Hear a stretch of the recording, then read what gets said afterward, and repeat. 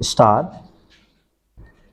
कमजोर महिलाओं के समूह को बगैर किसी प्रतिभूति के लघु वित्त मुहैया कराने की प्रवृत्ति भारत से जुड़ी आर्थिक खबरों में अब भी महत्व रखती है। लघु वित्त के इस क्षेत्र में घरेलू तथा वैश्विक दोनों स्रोतों से नए निवेश आते रहते हैं। इन निवेशों के जरिए ही भारत की दर्जनों लघु वित्तीय कंपनियां एमएफआई हाशिए के समूहों का वित्तीय समावेशन सुनिश्चित करती हैं और जो इन कंपनियों के लिए अब भी एक आकर्षक उद्यम बना हुआ है। एक दशक पहले तक भारत का लघु वित्तीय क्षेत्र मीडिया की निशाने पर था। मसलन आंध्र प्रदेश में मीडिया संस्थानों ने कर्ज वसूली के हिंसक तरीकों और नतीजतन कर्ज लेने वालों की आत्महत्याओं का जिक्र करते हुए लघु वित्तीय कंपनियों पर दबाव बनाने की कोशिश की। लेकिन अब इस मामले में मीडिया का फोकस कर्ज लेने वालों की मुश्किलों के बजाय दूसरे मुद्दों पर है। इसके बावजूद गरीब महिलाओं पर ध्यान देने के कारण लघु वित्तीय कंपनियां अब भी बेहद महत्वपूर्ण हैं।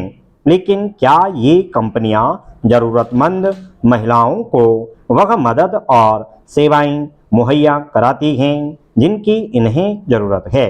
और ऐसा क्यों है कि ऐसा उद्योग जिसका ध्यान सिर्फ शेयर धारकों के मुनाफे पर है, कमजोर समूहों की महिलाओं को भारत की वित्तीय पारिस्थितिकी से बाहर रखता है?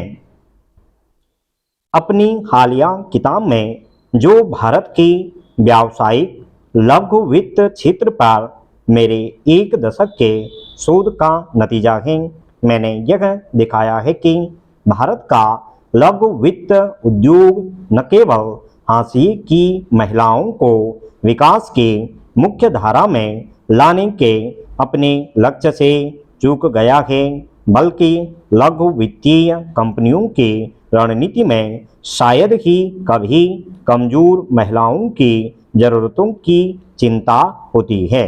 इसके विपरीत इस उद्योग के दैनंदिन क्रियाकलापों में लैंगिक विषमता का प्रमाण इनके संस्थानों की कार्य संस्कृति से लेकर ग्राहकों, कर्ज लेने वालों से इनकी बातचीत तक में स्पष्ट होता है। यह उद्योग कर्ज लेने वाली गरीब महिलाओं से काम कराता है, पर उसका मेहनताना नहीं देता।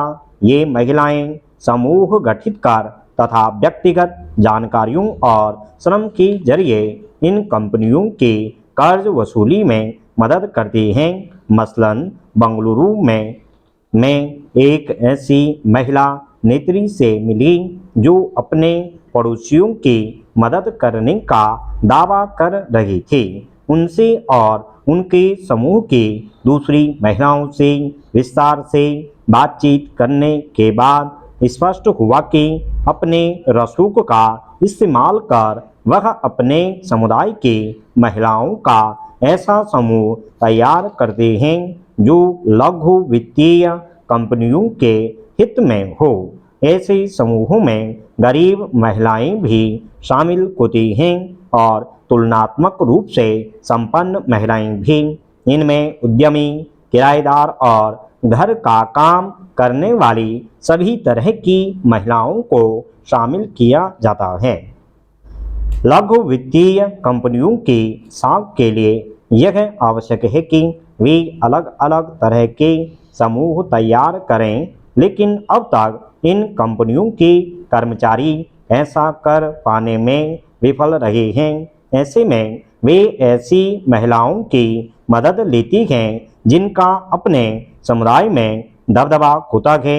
मैं जिस महिला नेत्री का जिक्र कर रहा था, उसने प्यार और दबाव से अलग अलग श्रेणी की महिलाओं को जोड़कर उन्हें एक साथ लघु वित्तीय कंपनी से कर्ज लेने के लिए कहा, लेकिन बातचीत में वह दावा कर रही थी कि यह काम वह महिलाओं की सेवा के लिए करती हैं। इसमें कोई शक नहीं कि ऐसे काम के पीछे उस महिला नेत्री के अपने स्वार्थ भी रहे होंगे, लेकिन यह तय है कि इस काम के लिए कंपनी उन्हें कोई पैसा नहीं देती। लघु वित्त क्षेत्र की बेहद सकारात्मक छवि है।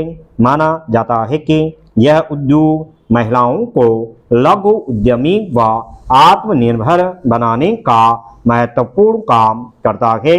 पर भारत में कर्ज लेने वाली ऐसी महिलाएं उद्यमी नहीं बनती, बल्कि छोटा मोटा कर्ज वे स्कूल की फीस देने, जरूरी चिकित्सा खर्च और महंगा कर्ज चुकाने के लिए लेती हैं। लघु वित्तीय कंपनियों को इससे फायदा होता है। छोटे कर्ज चुकाने के दरमियान कर्ज लेने वाले एक वर्ष बाद ज़्यादा बड़ा कर्ज ले सकते हैं, जिससे लघु वित्तीय कंपनियों का मुनाफा भी तुलनात्मक रूप से ज़्यादा होता है। लघु वित्तीय कंपनियों की जो कार्य संस्कृति है, उसमें महिला कर्मचारियों को आगे बढ़ने के अवसर पुरुष कर्मचारियों की तुलना में कम मिलते हैं। एक महिला कर्मचारी ने मुझे बताया कि महिलाओं के एक समूह द्वारा कर्ज लेने के बाद उसकी नेत्री भाग गई। ऐसे में दूसरी महिलाओं द्वारा अपने कर्ज के साथ उसका कर्ज भी चुकाना मुश्किल हो रहा था। ऐसे में उस महिला कर्मचारी ने फरार नेत्री के घर का दरवाजा तोड़ उसका सामान निकालकर बेच देने के लिए कहा। ऐसा वह न कहती तो खुद उस महिला कर्मचारी का रिपोर्ट कार्ड खराब हो जाता, क्योंकि उस समूह को कर्ज उसी ने दिलवाया था। लघु वित्तीय कंपनियों से कर्ज लेने वाली महिलाएं आर्थिक रूप से कमजोर होती हैं, लेकिन यह जरूरी नहीं कि वे अनिवार्यतः गरीब ही हों। विजया नाम की एक महिला को अपने गर्भाशय के ऑपरेशन के लिए जब पैसे की जरूरत थी, तब उसने समुदाय की एक प्रभावशाली महिला ने एक लघु वित्तीय कंपनी से कर्ज दिलवाया। विजया अपनी परिचित महिला के साथ साथ उस कंपनी के प्रति भी कृतज्ञ थी, क्योंकि उसने जो ब्याज लिया वह उसके पड़ोस के महाजन द्वारा लिए जाने वाले ब्याज से कम था।